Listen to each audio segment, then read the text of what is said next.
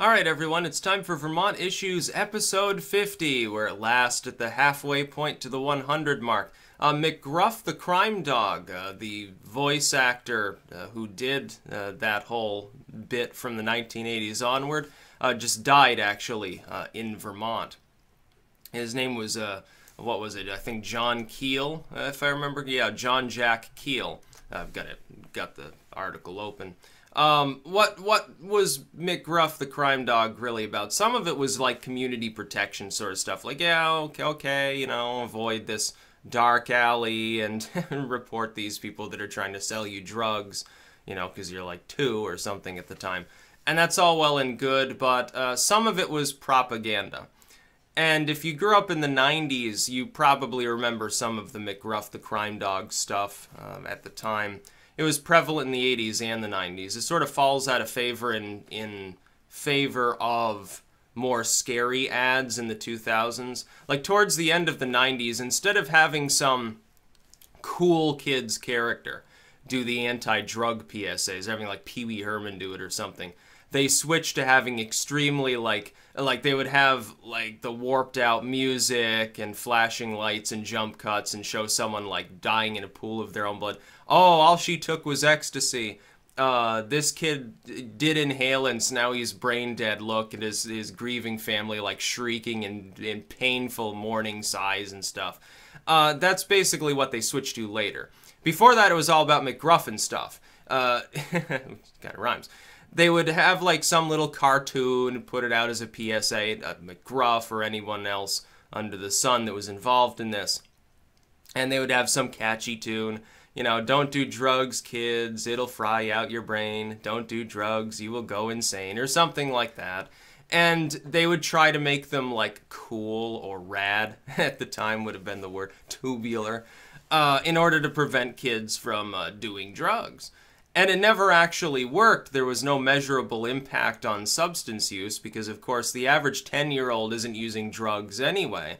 And it's not really, by the time that they're old enough so that they're probably encountering them at least sporadically, they no longer think something like McGruff the Crime Dog is cool. It was just some sort of little thing. I think they did it as a throwaway to the soccer moms to convince them that they were tackling the problem without actually doing anything. They were also still blissfully unawares that the biggest problem at the time with the hard drugs, that was all inner city and crime-ridden for the most part. You wouldn't see many crack smokers in suburbia. Those people were they were taking, at the time still, painkillers and basically raiding the medicine chest. It wasn't until the 2010s that they got serious about that being a problem. Because people were able to feed their addiction, keep up appearances as though they were normal, so it sort of flew under the radar. And all the pharma companies are like, no, no, no, they're not that addictive, don't worry. And now, of course, we realize it's rotting these, you know, upscale communities, really, from the inside out, and it's spreading, it's getting worse. And it's kind of funny, because it's a comeuppance, in a way, for groups of people who at the time, you know, 20 years ago, they were oblivious. They were so busy worrying about marijuana, magic, mushrooms, mescaline, oh no, terrible things. Yet they were taking all these painkillers and all these other like psych medications and stuff like that and getting totally addicted to them. Now all of a sudden they realize what the real problem was all along. So McGruff the Crime Dog, I'm not going to badmouth him, you know, because he just died and, you know, his family's grieving and stuff.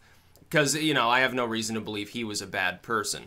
But the voice actor that did McGruff the Crime Dog has died, and that particular symbol is really an antiquated symbol of the drug war more than anything else. It was propaganda. It's like DARE when they say just say no. Well, very few people are just going to say no for their entire lives. Most of them will at least try marijuana. Most of those that do are not going to end up being crack addicts. It's just the way that it goes. They're much more likely to get addicted to painkillers from having routine surgery and being overprescribed, or at least until the last couple of years. This was the much more likely route that they would take in becoming addicted to anything.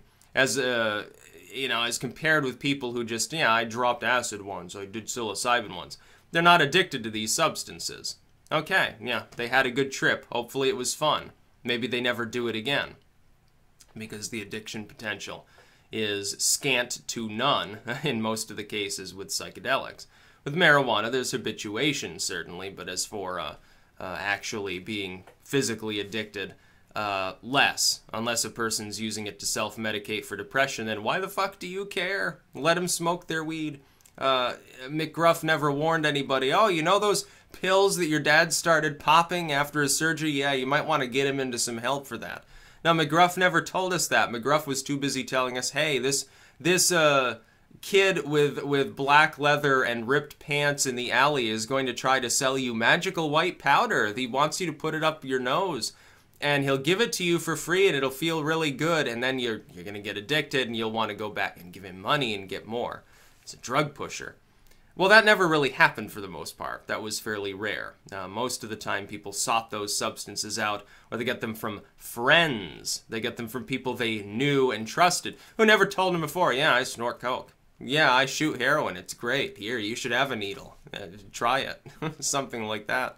You want to try this? Trust me, it'll make you forget about your problems. Also make you forget your own name at times. That's really what it's about. So a symbol of the drug wars just died. But again, it's like, you know, the creator of Reefer Madness or something like that. You can't blame the voice actor, the person who's just creating the concept. Because who's getting him to create the concept and why? It's not the person themselves. And in most cases, they themselves were also fed the same fucking bullshit about drugs or about some sort of crime or anything. You gotta realize one other thing. Even though the drug war has always been a bunch of hocus-pocus voodoo nonsense, even though it's like claiming Harry Potter magic or something, it doesn't work. At the time, there was a crime epidemic in the United States. We're talking in the 80s and 90s. When that sort of stuff was on, there was a lot more violent, very real crime going on in this country. We're at a near 50-year low in violent crime, believe it or not. You may not realize that from looking on TV, but things, after the internet's developed, once the internet becomes common, people get too lazy to go out and commit crimes, and also it opens up doors for entrepreneurs. I think that keeps some people off the streets, honestly. I think it's been a great thing for society. People can talk out their differences rather than, you know, blow each other's heads off. It's a lot better. Things are way, way less violent. Even when I was a kid, that was like that was the worst period of the crime epidemic we actually went through because of shitty enforcement policies. There was too much of a focus on propaganda and gun control. And then once the free market took hold with the internet, a lot of tension died down. People could finally have a dialogue. That's why we must protect the internet. I don't want to see another mid-90s style crime wave in the United States where there's 3-4 times as many murders as there are now. It wouldn't be very fun. And then the authoritarians, they gained their cause to say to people, oh, there's so much crime, we must do something, so you should give us more power. It's what they tried to do at the time. We held out just long enough to see that decrease over time, really. So yeah, McGruff has keeled over. He was 90-something. He was an old dude. So yeah, he lived a long life. And he was well-known. He was one of the best fixtures of propaganda that's ever been created in the United States, actually. It's like better than some of the stuff you would get in the 1950s with the nifty two-car garage families and the white picket fence. No rivals that, really. 80s propaganda was pretty powerful, especially with regards to the drug war and crime. That's about all. Peace out.